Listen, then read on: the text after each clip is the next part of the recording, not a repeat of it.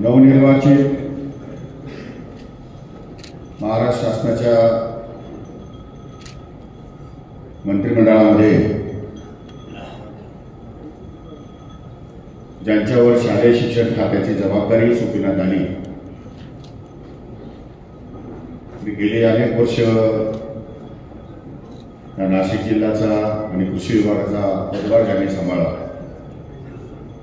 ते आपल्या विधानसभा मतदारसंघाचे आमदार आणि राज्याचे शालेय शिक्षण मंत्री सन्माननीय दादाजी भुसे,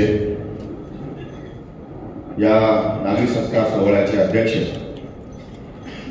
माझे मित्र मधुबापू हिरे,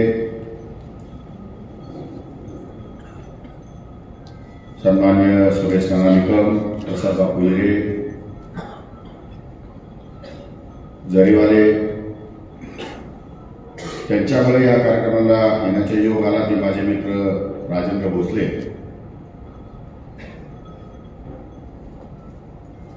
अखिल भारतीय द्राक्ष बागायतदार संघाचे अध्यक्ष माझ्याबरोबर आले श्रीयुत कैलास भोसले,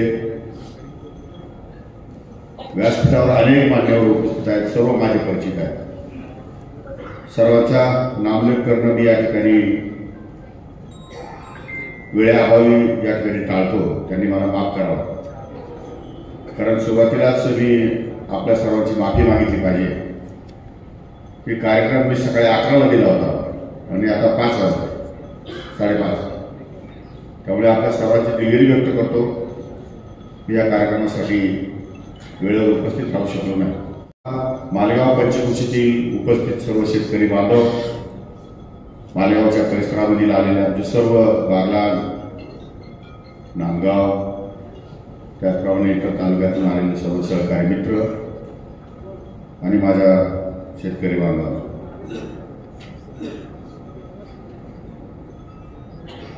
मला परवा राजेंद्र भोसलेचा फोन आला की सत्कार समारंभाच्या कार्यक्रमाला यायचे, किती वाजेला वेळ, त्याची तारीखही त्यांनी ठरवली। असं होते शक्यतो मंत्री तारीख देतात, पण आता काय तो मी मंत्री आज झालो, मला काय नाही म्हणता आला नाही। राजा उभाळा त्या दिवशी कार्यक्रम येऊ मतदारसंघातले कार्यक्रम दिले, मी म्हणजे काही झालं तरी आमचा नागरिक सत्कार सोहळा आहे, आपल्याला त्या ठिकाणी यावंच लागेल, आणि म्हणून ठीक आहे सकाळी 11 वाजता जाहीर करून टाका।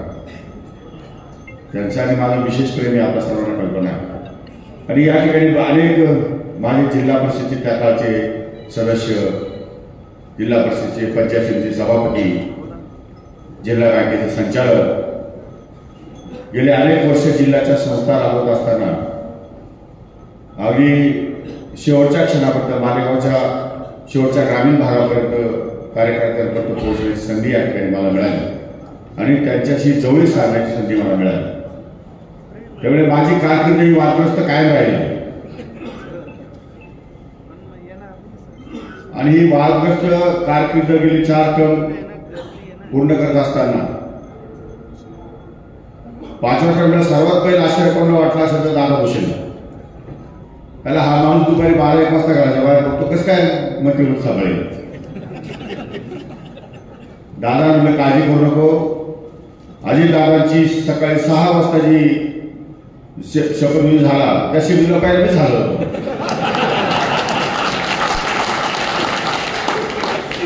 त्यामुळे कुठे जायचं, कधी जायचं, कसं जायचं, जायचं की नाही जायचं, त्या बाबतीत मी माहिती काळजी करू नका। चुकला त्यांच्या राजेंद्र भोसलेच्या प्रेमापोटी आणि नाण्याच्या प्रेमापोटी जिल्हा बँकेचा चेअरमन या ठिकाणी मला मान्य करावं लागलं, त्यामुळे बँकेची थोडीशी अडचण निर्माण झाली, पण त्यावेळेस जर मी वेळेवरती असतो तुम्ही त्यावेळी निर्णयच घेऊ दिला नसता।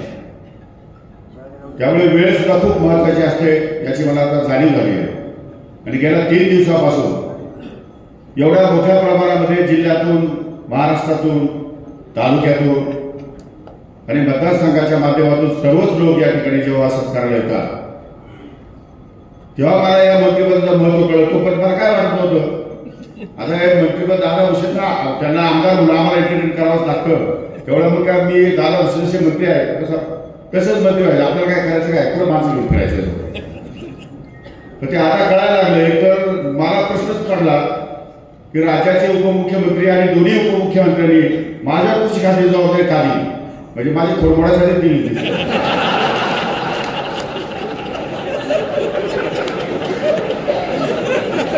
कसा हा विषय असं होतो तेच पाहतो. अरे एकदम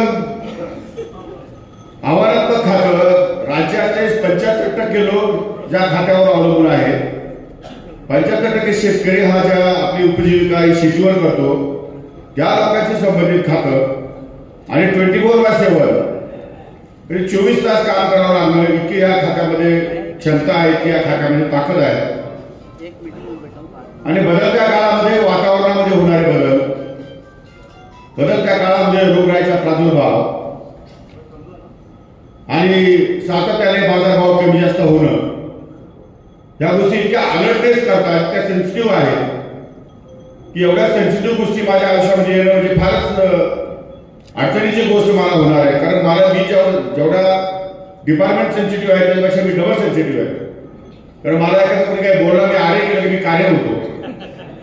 आता हे कार्य म्हणायचं म्हटलं तर मला 10 विचार करावा लागतो. कारण एखाद्या शेतकऱ्याचं नुकसान झालं, एखाद्या तालुक्याचं नुकसान झालं, एखाद्या पिकामध्ये भाव कमी झाले तर लगेच तात्काळ मी काही निर्णय घेऊ शकतो असं काही नाहीये. कारण दादाने ते डिपार्टमेंट हँडल केलेले आहे. शेवटी कॅबिनेटवर जावं लागतं आणि अनेक गोष्टींना सामना करावा लागतो. शेतकऱ्यांचा रोषाला सामोरं जावं लागतं. लोकसभेमध्ये कसा रोष झाला आहे त्यांनी अनुभवलाय, मी अनुभवलाय. केवळ कांद्याचे भाव गडगडले आणि अनेक खासदारांनी या ठिकाणी मुकावं लागलं युतीच्या. त्यामुळे किती अलर्टनेस माणसाने ठेवावं लागेल हे सुद्धा या ठिकाणी ठरवलं पाहिजे. दादाने डिपार्टमेंट सांभाळत असताना तर खूप रेट टाकल्या, अनेक कंपन्यांवर रेट टाकल्या, अनेक औषधांच्या दुकानावर रेट टाकल्या आणि त्या संदर्भात त्यांना कारवाई करण्यास भाग पाडलं. मी आता इथे आल्यावर मला कळलं की या डिपार्टमेंटचे मालेगावमध्ये फार मोठ्या प्रमाणात काम सुरू आहे. म्हणजे महाराष्ट्रामध्ये एकूण या क्षेत्रामध्ये काम करणारी मंडळी मोठ्या प्रमाणावर आहे आणि हे काम तसं खूपच अवघड आहे. मला कल्पना आहे, काटेरी मुकुट आहे, पण यातून मार्ग काढल्याशिवाय पर्याय नाही. आता मागे फिरणार नाही. आता मागचे दोर कापलेले. काही माझे स्वतःचे अनुभव, काही माझा स्वभाव, काही ठिकाणी अधिकारावर असलेला वचक, यातून धोरणात्मक बदल या ठिकाणी मला काही करावे लागतील. ॲश्युरन्स आणि स्थैर्य हे शेतकऱ्याला कसं मिळेल आणि त्यातून स्थिरता कशी प्राप्त होईल यासाठी मला जाणीवपूर्वक काही निर्णय घ्यावे लागतील किंवा हे निर्णय घेण्यासाठी केंद्राला भाग पाडावा लागेल. कारण शेतकऱ्यांच्या प्रश्नांच्या संदर्भामध्ये बरेचसे विषय हे केंद्र सरकारच्या अखत्यारीमध्ये येतात. उदाहरणार्थ आता निर्यात शुल्क या ठिकाणी 20% जे झालंय त्या संदर्भातला प्रश्न हा केंद्र सरकारचा आहे. द्राक्ष बागायतदार त्या ठिकाणी सातत्याने अधिवेशनामध्ये विषय मांडत असतात त्यांचे लोकप्रतिनिधी. कालच्याही नागपूरच्या अधिवेशनामध्ये ते विषय झाले. त्यामुळे या विषयाला सुद्धा बगल देता येणार नाही. त्यामुळे धोरणात्मक निर्णय हा राज्य पातळीवर घ्यावा लागेल. वाढणारे खतांचे भाव, वाढणारे औषधांचे भाव, उत्पादनासाठी लागणारा खर्च, मार्केटमध्ये मिळणारे भाव याची कुठेही या ठिकाणी जुळवाजुळव करता येत नाही. मोठ्या प्रमाणात तफावत दिसते आणि शेतकरी हा असा माणूस आहे की एका वर्षामध्ये जर तो खड्ड्यात गेला तर त्याला 5 वर्ष वर यायला लागतात आणि तो कर्जबाजारी होतो. बँका डब घ्यायचा नाही. आता आमचा तोच विषय चालू होता दादांचा की जिल्हा बँकेचं पुनर्जीवन करणं अत्यंत आवश्यक आहे. काही ड्रास्टिक निर्णय त्या ठिकाणी घ्यावे लागतील. काही शेतकऱ्यांना सवलत द्यावी लागेल, ठेवीदारांना विनंती करावी लागेल आणि राज्य सरकारची मदत या ठिकाणी आपल्याला उभी करून ही बँक पुन्हा एकदा जोराने कशी उभी राहील, त्यातून काही प्रशासनामध्ये बदल करून आणि धोरणात्मक निर्णय घेऊन बँक कशी उभी राहील या दृष्टिकोनातून आम्हाला प्रयत्न करावे लागतील. आम्ही ऍक्च्युअली मागच्या टर्ममध्येच प्रयत्न केलेले होते, परंतु लवकर आचारसंहिता लागल्यामुळे ते प्रत्यक्षात अंमलात येऊ शकले नाही. अनेक गोष्टी अंमलात यायच्या बाकी राहिलेल्या आहेत. मी पुन्हा एकदा सोमवारी जेव्हा मुंबईला जाईल, सोमवारपर्यंत तर मी अजून पोर्टफोलिओ घेतलेला नाही. मी त्या संदर्भात अभ्यास माझा नाही, पण बँकेत काम केलेलं आहे, मला कल्पना आहे. जिल्हा परिषदेच्या कृषी सभापती म्हणून काम केलंय, त्याची मला माहिती आहे. पंचायत समितीच्या सभापती म्हणून काम केलंय आणि मी मुळात धाराचा शेतकरी आहे. त्यामुळे या सगळ्या क्षेत्रामध्ये काम करत असताना अनेक कटू अधिक चांगले अनुभव या ठिकाणी मला आलेले आहेत. पण एक गोष्ट यामध्ये पक्की आहे की सामान्य लोकांमध्ये राहणं, सामान्य लोकांचे प्रश्न ऐकून घेणं आणि त्याला तात्काळ या ठिकाणी सोडवणं हा माझा हातखंडा पूर्वीपासून राहिलेला आहे.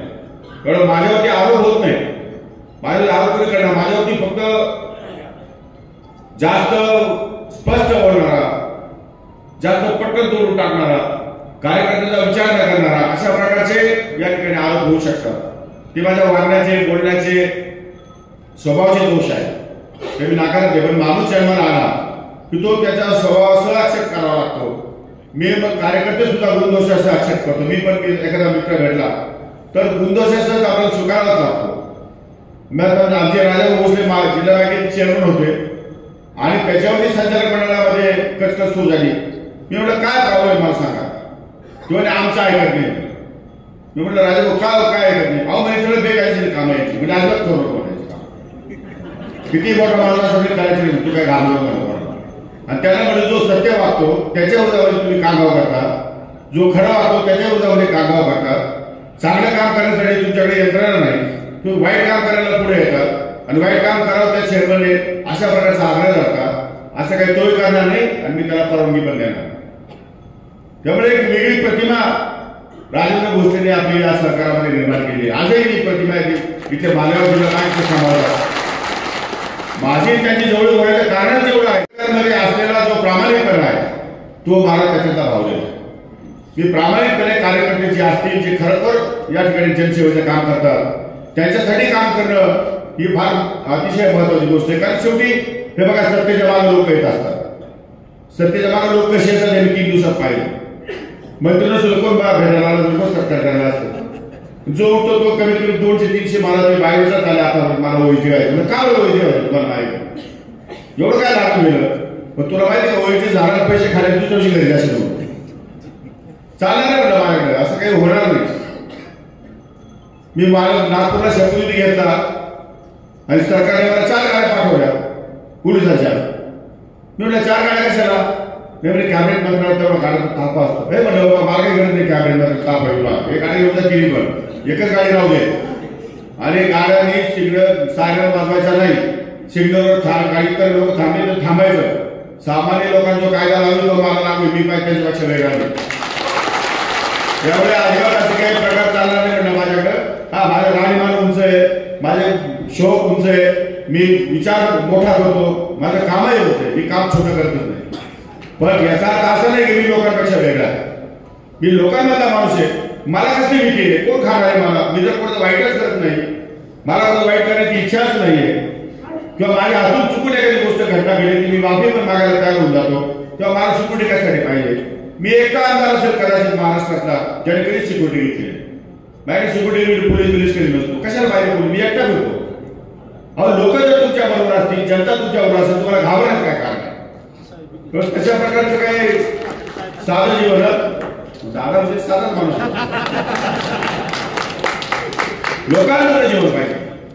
ज्या लोकांनी त्यांच्या भल्यासाठी त्यांचं पुढचं भवितव्य चांगलं व्हावं याच्यासाठी त्यांनी आमच्यावर जो विश्वास ठेवला आम्हाला सरकारमध्ये पाठवलंय, त्या लोकांसाठी जर त्या लोकांच्या बरोबरीने राहिलो तर आपल्याला काय फरक पडणार, काय बिघडलं त्याच्यामध्ये.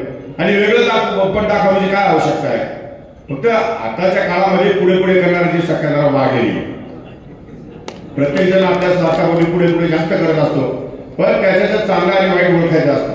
अजूनही असंच आहे की जी माणसं, आता तुम्ही बघा, आता दादा भुसे अनुभव आहे की नाही मला माहिती, जे माणसं निवडणुकीवर काम करतात ती पहिली सत्कार करायला आणि जे मनापासून काम करतात ते गावावर राहतात. त्याचा आनंद एवढाच असतो की आपला साहेब निवडून आपल्या मताची किंमत झाली, संपला विषय. आणि ज्यांना स्वार्थ आलेला असतो ती पण लगेच त्याच्या पाठीमागे हवा असतात. त्यामुळे खरे प्रामाणिक माणसं आहेत ते गावाकडे राहतात, सामान्य माणसं आहेत ते गावाकडे राहतात. ते त्यांचं काम करून मोकळं होऊन जातात. त्याला कधीतरी एखादी गोष्टीची मदत लागली ना आपण जर केली तेव्हा तरी आमचा हक्काचा माणूस आहे, आम्हाला मदत झाली, बस झाली, आम्हाला पुष्कळ झालं. आता ठीक आहे, आताच्या काळामध्ये सगळी परिस्थिती बदलली. जाती धर्माच्या नावावर निवडणुका यायला लागल्या. पूर्वी असं कधी घडत नव्हतं. पुढच्या राजे महाराजे साम्राज्य या ठिकाणी जे चालत होतं ते निष्ठावंतावर चालत होतं, ती काय असं जातीपातीवर धर्मावर चालत होतं. छत्रपती शिवाजी महाराजांनी रयतेचं राज्य निर्माण केलं. अनेक समाजाचे अनेक लहान मोठे माणसं 18 पगड जातीची लोक सैन्य बरोबर घेऊन स्वराज्य स्थापन केलं. लाखो मुलाच्या सैन्याला तोंड दिले. साधी गोष्ट आहे छत्रपती निर्माण होणं, साधी गोष्ट आहे. पण छत्रपती निर्माण का झाले? कुठल्याही समाजाच्या मनामध्ये किंतु परंतु निर्माण होऊ शकत नाही. ती परिस्थिती आता काय निर्माण होत नाही. आता स्वार्थाने भरभटलेली लोक थोडा शेवटचा आधार म्हणून काय करतात, जातीपातीचा आधार करतात. ज्या मतदारसंघामध्ये एका जातीचे लोक असतात ती गोष्ट वेगळी, पण अनेक मतदारसंघामध्ये अनेक जाती धर्माचे लोक राहतात. तेव्हा अनेक लोक या ठिकाणी जेव्हा निवडणुकीत सापडून जातात तेव्हा जातीचा आधार घेतात, कधीतरी दुसऱ्या धर्माचा आधार घेतात. तेव्हा अशा प्रकारचा विचार हा कोणाच्या मनामध्ये येणं हे अतिशय मूर्खपणाचं लक्षण. हे निवडणुकीलाच का होतं? पण हे निवडणुकीलाच का बरं होतं? इतर वेळेस का होत नाही? इतर वेळेस प्रेमाचे संबंध आहेत, सुपारीला जातात, लग्नाला जातात, एकमेकांच्या सुखदुःखामध्ये सहभागी होतात. निवडणूक आली की तुम्हाला जातेच पाहिजे का असं घडतंय मला काही कळत नाही. दुर्दैवाने ही सगळं वाईट प्रथा परंपरा आहे. कधीतरी त्यामध्ये बदल झाला पाहिजे. माझा सारखा प्रयत्न असतो की बदल झाला पाहिजे. सर्वांना बरोबर घेऊन जाण्याची किमया साधली पाहिजे. शेवटी माणसं ही तुमच्यासाठी आहे, तुम्ही माणसांसाठी आहात, सत्ता तुमच्यासाठी आहे आणि सामान्य माणसाच्या सत्ता जी दिली जाते ती सामान्याचं कल्याण करण्यासाठी दिली जाते. आता तो विश्वास या निमित्ताने युती सरकारवरती या जनतेने व्यक्त केलेला आहे. अतिशय मोठ्या प्रमाणात थंबिक मेजॉरिटीमध्ये या ठिकाणी आम्हाला सर्वांना या विधानसभेने पाठवलं. खरं म्हणजे भारतीय जनता पक्षाचे 127 झालं दुकान बंद, आता काय अपेक्षा करायची नाही. आम्हाला तर अजितदादांनी जाहीर शब्द दिला होता, हे कसा घेतली तर कॅबिनेटमध्ये बघतो म्हणे. दादा म्हणजे दादा बोलले की बोलले, दादा म्हणे तर आले कमिटेड पॉलिटिशियन आहे.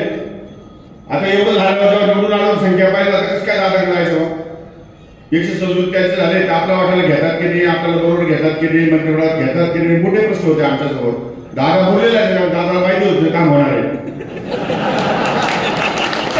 दादा 40 मिनिट टॉपला आहे, माझ्यापेक्षा वर आहे. मी तर म्हटलं आता आपलं काम झालं, ही 5 टर्म आपण आमदार म्हणजे हे जय महाराज. पण दादाने दिलेला शब्द पाळला.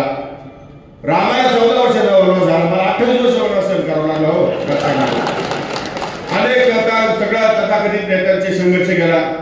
अनेक लोकांच्या जीवनामध्ये कायम संघर्ष, जिल्हाभर संघर्ष राहिला. मोठ्या माणसाला मी कधी घाबरतच नाही. दादा गप्प बसून घेतो, दादा हुशार आहे आणि मला कामाला लावून. त्यामुळे मला अंगावर घ्यायची सवय झाली. कोणी म्हटलं घ्या अंगावर, कोणी म्हटलं घ्या अंगावर. शेवटी काल परवा मला दादाने फोन करून सांगितलं, शांत घ्या, शांत घ्या, शांत घेणारा. म्हटलं मी कोणाचा दुश्मन नाही, माझी कोणाची दुश्मनी नाही, मी सगळ्यांनाच बरोबर घेऊन चालतो. आणि अशा प्रकारचं वातावरण राज्यामध्ये, देशामध्ये, समाजावर निर्माण होणं चांगली गोष्ट नाही. आणि त्यामुळे आता काही बंधनं या ठिकाणी मला निश्चितपणे आलेली आहे. पण भविष्यकाळ हा प्रचंड आव्हानात्मक आहे. दादा तुमचं शालेय शिक्षण खातं हे शेतकऱ्यांच्या मुलांना शिकवण्याचं खातं आहे. आणि माझ्याकडे शेतकऱ्यांना संरक्षण देण्यासाठी जे काही स्थैर्य निर्माण करण्यासाठी जे काही योजना राबवाव्या लागतील ते खातं आहे. त्यामुळे तुमच्या आमच्या खात्यामध्ये एकत्रितपणे जोड या ठिकाणी करावं लागणार आहे. आणि दुसरं खातं जयकुमार रावत साहेबांचं पणनचं, त्यांच्याशी आपल्याला या ठिकाणी संधान साधून मार्केटिंग, त्याचप्रमाणे उत्पादन, त्याचप्रमाणे त्याचे शालेय शिक्षण, या सगळ्या गोष्टी शेतकऱ्यांच्या जीवनामध्ये आमूलाग्र चेंज कशा करू शकतील या सगळ्या गोष्टींचा आम्हाला विचार करावा लागणार आहे.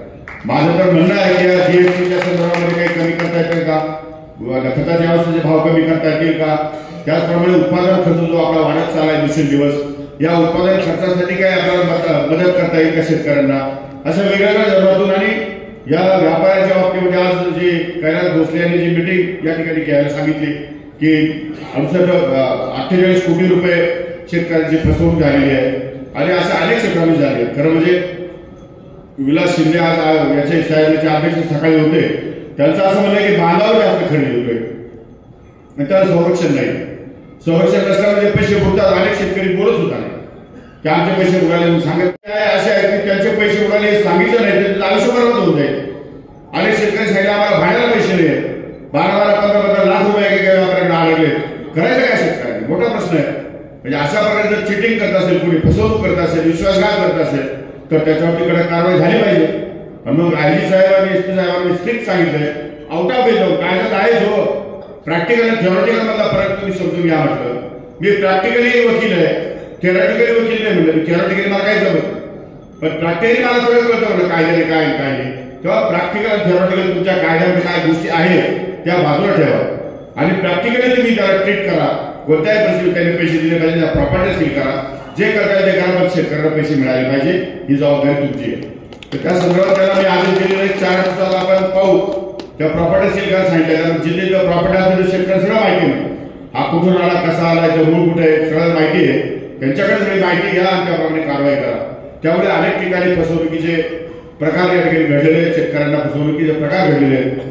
कमीत कमी त्यांनी उत्पादन केलेला भाग हा त्यांना स्वसंरक्षणार्थ स्वतःच्या उत्पन्नासाठी आणि आपल्या आयुष्यासाठी कामाला आला पाहिजे, एवढीच त्यांची अपेक्षा, माफक अपेक्षा आहे. त्यांची अपेक्षा काही नाही असे आम्हाला 10,000 रुपये त्यांना माग या ठिकाणी द्या म्हणून. त्यामुळे शेतकऱ्यांची अपेक्षा जी आहे मिनिमम सपोर्ट प्राईस ज्याला आपण म्हणतो त्याला कशी देता येईल आणि त्याच्यातून त्याचा उत्पादन खर्च होऊन त्याचा घरखर्च कसा चालेल किंवा 2 पैसे त्याला कसे करता येतील हा विचार या ठिकाणी माझ्या मनामध्ये आहे. पण हे करण्यासाठी खूपच या ठिकाणी मेहनत घ्यावी लागणार आहे. अनेक क्षेत्रातले मान्यवर बोलावे लागतील, काही शेतकरी बोलावे लागतील, काही व्यापारी बोलावे लागतील, काही या ठिकाणचे कृषी अधिकारी समजा काम करणारे त्यांच्या काही कायदेशीर अडचणी बोलावतील. आताचे काय कायदे आहेत ते कायदे बघावे लागतील. कायद्यामध्ये काही बदल करायची वेळ आली तर कायद्यात बदल करताना माननीय मुख्यमंत्री आणि उपमुख्यमंत्री यांच्याबरोबर पहिली चर्चा करावी लागेल, केंद्र सरकारबरोबर चर्चा करावी लागेल. अनेक गोष्टी आहेत, एवढं काही सोपं नाही. त्यामुळे हे काम आव्हानात्मक आहे, मोठं आहे, याची मला कल्पना आहे. पण हे काम अत्यंत मोठं आहे आणि या कामात कसं आहे, कोळशाच्या हामलीने हा काळ आहे. त्यामुळे जे काही करता येईल ते नाविन्यपूर्ण करण्यासाठीच माझा प्रयत्न राहणार आहे आणि कोणत्याही गोष्टीमध्ये मी पारदर्शीपणा या खात्यामध्ये मेंटेन करणार आहे. कुठल्या प्रकारचं वेडावाकडा प्रकार होणार नाही आणि जास्तीत जास्त शेतकऱ्यांना संरक्षण कसं देता येईल हा विचार माझ्या मनामध्ये आहे. केंद्र सरकारच्या केंद्रीय कृषी मंत्र्यांबरोबर माझी अजून बैठक झाली नाही. 8-9 तारखेला एक कार्यक्रमाला आम्ही एकत्र आहोत. खरं म्हणजे वाणिज्य मंत्री पण इथे नाशिकला आहेत 2-3 दिवसामध्ये, पण एकाच दिवशी अकोल्याला आणि नाशिकला दोन्ही केंद्रीय मंत्री येत आहेत. त्यामुळे आता मी कोणाशी जायचा हा मोठा प्रश्न आहे. मुख्यमंत्र्यांशी बोलेल, ते म्हणले तिकडे थांबा तर इथे थांबेल, ते म्हणजे तिकडे या तर तिकडे येईल. त्यामुळे या सगळ्या गोष्टींची या ठिकाणी नेहमी धावपळ या ठिकाणी आमची होणार आहे. पण सगळ्यात चांगलं कारभार कसा करता येईल हा विचार शेवटी कसं आहे, कुठलंही खातं दिलं त्यामध्ये काम आव्हानात्मक आहे. शालेय शिक्षण खात्यामध्ये पण काम खूप आव्हानात्मक काम आहे. मी तिथे पंचायत समितीमध्ये सभापती असताना त्या सगळ्या शाळा व्हिजिट केलेल्या आहेत. तिथल्या विद्यार्थ्यांना असणाऱ्या सुविधा, तिथले शिक्षणामध्ये असलेलं राजकारण, तिथे या ठिकाणी त्यांना मिळणारं शिक्षण, या सगळ्या गोष्टींचं तुम्हाला एकत्रित मिळत करावं लागेल आणि क्वालिटी एज्युकेशन आपल्याला द्यावं लागेल. काय रोज नवीन इंग्लिश मीडियम शाळा या ठिकाणी उघडतात, काय नाही ते पोरगा आपल्या टायला कपडे घालतात जातं शाळेमध्ये. पण आम्ही तर जिल्हा परिषद शिकलोय, आम्हाला काय नॉलेज कमी आहे का? आम्हाला भरपूर नॉलेज आहे. शेतीचं नॉलेज आहे, कशाचं नॉलेज आहे, व्यापाराचं नॉलेज आहे, काय नॉलेज आहे माणसाला. काय म्हणते आज IPS झालेले विद्यार्थी सगळे जिल्हा परिषद शाळेमधून झालेले आहेत, तेवढे इंग्लिश मीडियमच्या स्कूलमधून टाटा बिर्लाच्या स्कूलमधून झालेले आहेत. म्हणून तो काही विचार नाहीये, परंतु आपल्या शाळेमध्ये विद्यार्थी तयार करण्यासाठी जे काही इन्फ्रास्ट्रक्चर त्यांना पाहिजे ते इन्फ्रास्ट्रक्चर निर्माण करण्याला मागच्याच कॅबिनेटच्या आमच्या जिल्हा नियोजन मंडळाच्या बैठकीमध्ये आम्ही दादांनी सांगितलं की आपल्याला प्रत्येक जिल्ह्याला 2-2, 5-5 शाळा ह्या घेता येतील आणि त्या दृष्टीने त्यांनी आम्हाला निधी पण दिला आहे आणि ते काम पण सुरू आहे. त्यामुळे आता चांगलं झालं की डिपार्टमेंट त्यांच्याकडे गेले, त्यामुळे आपल्याला एक आगळं काम या ठिकाणी उभं करता येईल. मी अगोदर सांगितलं आपल्याला की या कृषी, पणन आणि शालेय शिक्षण हा समाजातल्या 75% लोकांचा प्रश्न आहे आणि ते क्वालिटी या ठिकाणी कसं उभं करता येईल तोच विचार आम्ही या निमित्ताने करू. आपल्याला चिंता करण्याचं कारण नाही. आम्ही सक्षम आहोत, दोघेही सक्षम आहोत आणि आमचा जिरवळ आमच्यापेक्षा सक्षम आहे. तो सगळीकडे हात ठेवतो पण आतापर्यंत नाही आहे आणि सगळ्या ठिकाणी सगळ्याला आपल्याला असं वाटतं की प्रत्येकाला असं वाटतं की आपल्याच आहे आम्हाला, त्यामुळे आपण त्या सगळं बोलून जातो. तिकडे वाटतं की आपला माणूस हे केम्या जिरवळ म्हणजे काय साधा माणूस नाही. आज आपला ध्येय आहे पण ठीक आहे, अवलिया माणूस आहे आणि सामान्य लोकांसाठी विचार झटत असतो. चांगली गोष्ट आहे, लोकांनी साथ दिली आणि त्यांना संधी मिळाली. नाशिकचं काम अधिकाधिक जास्त कसं उभं राहील आणि काळजी करू का, नाशिक जिल्ह्याचा पालकमंत्री आपल्याकडे येणार. आमच्या सर्वांची तीच इच्छा आहे. मी शिंदे साहेबांशी पण बोललोय, दादांशी पण बोललोय, मुख्यमंत्र्यांशी पण उद्या परवा बोलणार आहे की आमच्या जिल्ह्याला पालकमंत्री घ्या. आम्ही इकडे तिकडे उगाच आम्हाला फिरायला लावू नका तुम्ही. कारण कसं आहे, शेवटी जिल्ह्यामध्ये असं की आपल्याला बोलता येतं, इतर बाहेरचा पालकमंत्री हा आपल्याला चालणार नाही. आणि चालला तर त्याच्यात काय आपल्याला डेव्हलपमेंट विकास काय. आपला जिल्हा इथं फार मोठा आहे, 15 आमदारांचा जिल्हा आहे. आपण मालेगाव मधून हा जर जिल्हा संपवायला गेला तर कमीत कमी 5-6 तास लागतात जायला, म्हणजे एक दिवस पोहोचतो जिल्हा क्रॉस करायला. महाराष्ट्रामध्ये जे मोठे जिल्हे आहेत त्यापैकी नगर आहे, नाशिक आहे, बाकी थोडे जिल्हे छोटे छोटे आहेत, 5-6 विधानसभा मतदारसंघाचे जिल्हे. त्यामुळे तिकडे काय फार एवढा व्याप नाहीये, पण आपल्याकडे कामाचाही व्याप आहे आणि मोठं लांब लचक असल्यामुळे आता ठीक आहे. आम्ही जिल्हा परिषदेमध्ये पुढे गेलो, जिल्हा बँकेमध्ये पुढे गेलो, त्यामुळे शेतकऱ्यांचा परिचय आहे. जिल्हा परिषदेमध्ये आपल्या भागातले जिल्हा परिषद सदस्य सारखे निवडून येणारे, वेगवेगळे निवडून येणारे तेही आपल्या संपर्कात आहे. त्यामुळे खूप दिवसाचं मी NSY युवक काँग्रेस या संघटनेतून काम केलं असल्यामुळे माझी पण खूप लोकांची रॅपो आहेत, संबंध आहेत, नेटवर्क आहे. मी ते ऍज इट इज जपलेला आहे. जो माझ्या संपर्कात आला तो काही तुटला नाही, तुटू दिला नाही. मी त्याच्याशी काय संबंध चांगला ठेवलेला आहे, त्याला काय चांगलं मार्गदर्शन केलेलं आहे. त्यामुळे हे संघटन कौशल्य जे आपल्या मनामध्ये आलं ते संघटनेत काम केल्यामुळे आलेलं आहे. पण याही पुढच्या काळामध्ये आपल्या सर्वांना बरोबर घेऊन जाऊ. या जिल्ह्याबरोबरच महाराष्ट्राच्या शेतकऱ्यांचा या ठिकाणी कसा विकास करता येईल किंवा त्यांना कसं संरक्षण देता येईल त्याचा विचार निश्चितपणे मी माझ्या वतीने, माझ्या टीमच्या वतीने केल्याशिवाय राहणार नाही. मी अधिक वेळ आपला घेणार नाही. आपण या ठिकाणी सर्वांनी एक नागरिक सत्कार आयोजित करून आम्हाला दोघांना एकत्र बोलवलं आणि चांगला सत्कार केला. त्यामुळे सर्वांचं, आयोजकांचं अत्यंत मनपूर्वक आभार व्यक्त करतो. आपण सर्वजण आला, आपल्या सर्वांचेही आभार व्यक्त करतो आणि धन्यवाद. जय हिंद, जय महाराष्ट्र.